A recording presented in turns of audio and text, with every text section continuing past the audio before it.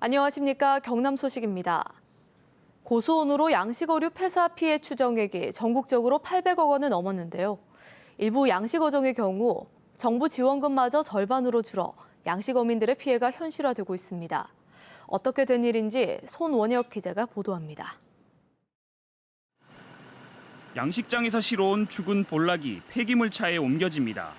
고수온으로 폐사한 것들입니다. 경남에서 죽은 다자란 볼락은 29만여 마리, 피해 금액은 11억 원으로 추정됐습니다. 하지만 최근 이 금액은 4억여 원으로 낮아졌습니다. 정부의 재난복구비 기준 가격이 갑자기 바뀐 탓입니다. 마리당 3,850원이던 볼락 기준 가격은 지난달 말 1,608원으로 인하됐습니다.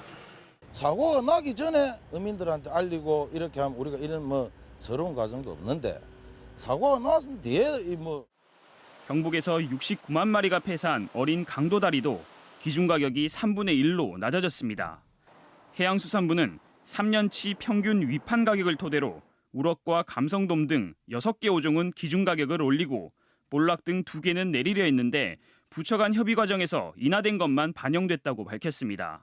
기획재정부에서는 올리는 건 하나도 반영을 안 시키고 내리는 것만 반영을 시켜준 거예요. 우럭에 대한 인상 부분도 반영이 되었으면 그 부분에 대해서 어느 정도 수긍을 하고 이해를 할 텐데. 고수온 폐사는 특약이라 보험에 가입한 어민도 없는 상황. 정부 지원금마저 줄어든다는 소식에 일부 양식어민들의 한숨이 깊어지고 있습니다. KBS 뉴스 손원혁입니다. 추석을 앞두고 사과와 배 등 과일 가격이 오르고 있습니다. 폭염에 이른 추석으로 과일 생산량이 부족하기 때문인데요. 소비자들은 소비 심리 위축으로 오히려 저렴한 선물 세트를 찾는 경향입니다. 최세진 기자가 보도합니다. 추석을 앞두고 농장에서 사과를 따는 농민의 손길이 분주합니다. 수확의 기쁨도 잠시, 상품성 없는 과실들 때문에 마음이 편치 않습니다. 올해 기록적인 폭염에 일소 피해를 봐 예년보다 생산량은 10에서 30%까지 줄었습니다. 물량이 줄었죠. 많이 줄었지. 대체적으로 농가들 얘기를 들어보면 적어도 한 30% 이상 피해를 본 것 같습니다. 이처럼 추석을 앞두고 과일 물량이 달리다 보니 도매가는 더 올랐습니다. 사과 홍로 품종은 10kg 한 상자에 지난해 39,000원에서 올해 46,000원으로 16%가, 배 신고 품종은 지난해 37,000원에서 올해 54,000원으로 47%가량 올랐습니다. 과일 가격은 올랐지만 소비자들 지갑은 꽁꽁 닫혔습니다.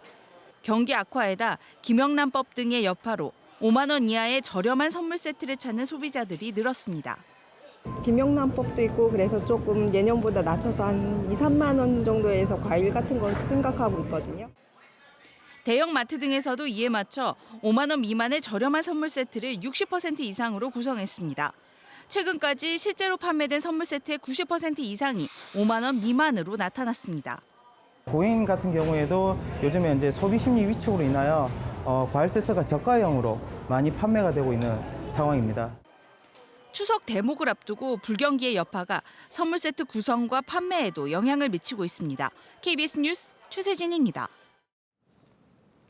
경남교육청은 도내 전 학교의 도서관과 24개 공공도서관을 통합해 운영하는 시스템을 전국 처음으로 도입했습니다. 공공도서관 정보시스템 통합 사업은 18개 시군에 있는 24개 경남교육청 공공도서관을 하나로 묶어 한 번의 회원 가입으로 모든 도서관에서 책을 빌려볼 수 있고 전자책과 오디오북을 이용할 수 있습니다. 또 900개가 넘는 개별 학교 도서관과도 연계했습니다. 교육부와 한국연구재단이 선정해 지원하는 2016 대학 특성화 사업에 경상대와 경남대, 영산대 등 경남에서는 3개 대학이 선정됐습니다. 지난 2014년 시작된 대학 특성화 사업은 각 대학의 강점 분야를 특성화해 경쟁력을 높일 수 있도록 정부가 지원하는 사업으로 오는 2018년까지 추진됩니다. 경남과 부산, 울산 지역 대학들 가운데 가장 많은 지원을 받게 된 경상대는 ENA 전문가 등 6개 사업단에 오는 2018년까지 180억 원을 지원받습니다. 부정대출 의혹을 받고 있는 거제 수협이 지역 건설업체 2곳에 100억 원가량의 쪼개기 대출까지 한 정황이 KBS 취재 결과 드러났습니다. 이 회사들은 거제 수협장의 친인척 등 최측근이 이름으로 돼 있는 것으로 확인됐습니다. 이대왕 기자의 단독 보도입니다. 거제 지세포 앞바다가 내려다 보이는 산 비탈면에 토목공사가 한창입니다. 모두 10만 제곱미터 땅에 고급 전원주택 150여 채가 들어설 예정입니다. 예산 금액은 6억 후반에서 7억 후반, 건강은 63평에서 66평까지 있고요. 거제 수협이 해당 사업 시행사 두 곳에 49억 원씩 모두 100억 원가량을 대출해 준 건 지난해 초. 이들 회사는 지난 2011년부터 3년 연속 단기 순이익이 적자였거나 실적 기록이 거의 없었지만 대출은 이루어졌습니다. 그런데 이 두 회사의 등기부 등본 확인 결과 한 회사는 현직 조합장이 친인척이 전현직 대표를 맡았고 다른 회사 역시 조합장이 측근이 현재 대표로 앉아 있는 것으로 파악됐습니다. 두 건의 대출 모두 지난해 3월 말 현 조합장이 선출된 직후 이뤄졌습니다. 두 회사가 등기부상 주소까지 같은 상황. 대출 한도가 한 회사에 50억 원인 점을 감안해 이른바 쪼개기 대출한 것이 아니냐는 의혹이 제기되고 있습니다. 쪼개긴다 할 수 있는 대출은 50억밖에 아니거든. 100억을 해야 되겠다라고 도로파분이 쪼개서 한다 100을 맞출 수밖에 돼 있겠습니까? 수협 측은 서류 심사만으로 동일 회사 여부를 가려내기 힘들다고 설명합니다. 조합의 임직원을 채무자로 하는 대출을 지급할 수 없다라고 되어 있고요.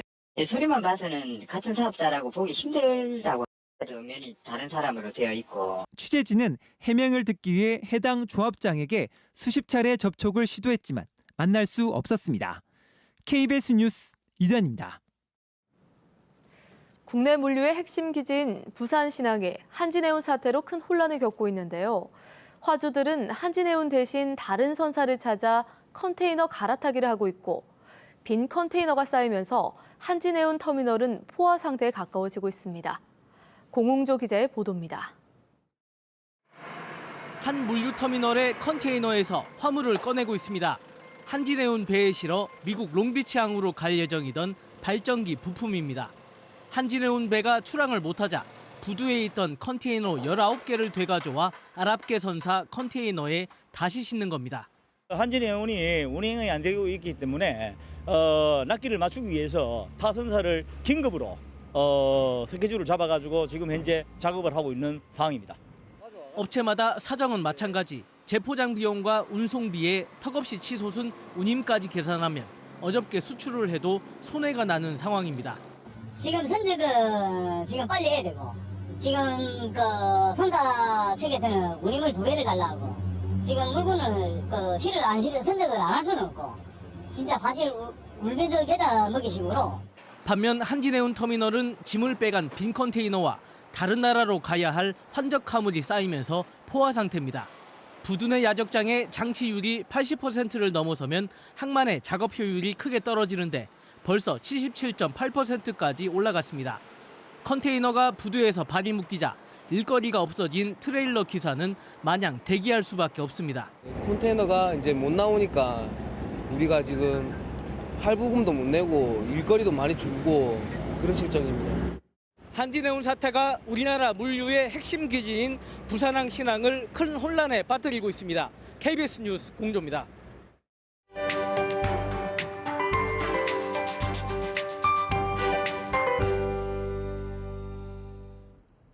어제는 가을 하늘이 맞나 싶을 정도로 하늘빛이 탁했습니다. 서풍을 타고 미세먼지가 유입되고 있고요. 안개까지 뒤엉키면서 시정 상황이 좋지 않은 모습인데요. 오전까지 먼지 농도 나쁨 수준으로 예상됩니다. 마스크와 함께 교통안전에도 신경을 쓰셔야겠습니다. 한편 오늘은 찬 이슬이 맺히기 시작한다는 절기 백로입니다. 가을의 세 번째 절기가 시작됐지만 막바지 더위는 계속 이어지겠습니다. 창원 28도, 김해는 30도로 어제만큼 덥겠습니다. 당분간 일교차 큰 날씨는 계속 이어지겠습니다. 낮 동안은 덥고 아침, 저녁으론 선선한 기분이 들겠습니다.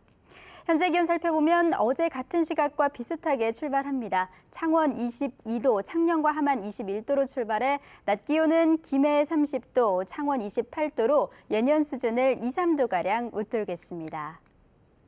서부 지역도 낮더위와 함께 대기 불안정이 계속되겠습니다. 주로 밤 시간대 내륙을 중심으로 소나기가 지나겠고 돌풍을 동반해 다소 강하게 쏟아지는 곳이 있겠습니다.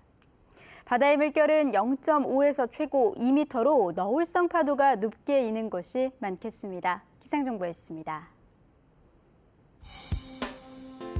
거창구는 내일 저녁 거창문화센터 공연장에서 재즈 올스타즈 스페셜 콘서트를 개최합니다. 하만도서관이 올 하반기 평생학습 프로그램 수강생을 오는 20일까지 모집합니다. 하동 북천 코스모스와 메밀꽃 축제가 오는 19일부터 보름 동안 열립니다. 거제시 문화예술재단은 거제 시민들의 삶의 현장을 찍은 사진전을 거제 문화예술회관에서 열고 있습니다. 중소기업청이 전국신용보증재단과 함께 조선과 해운협력사, 소상공인 등의 대규모 특례 보증을 합니다. 전국 1조 원 규모의 이번 특례 보증은 조선 해운업 구조조정 4천억 원, 일자리 지원 3천억 원, 경영 안정자원 3천억 원입니다.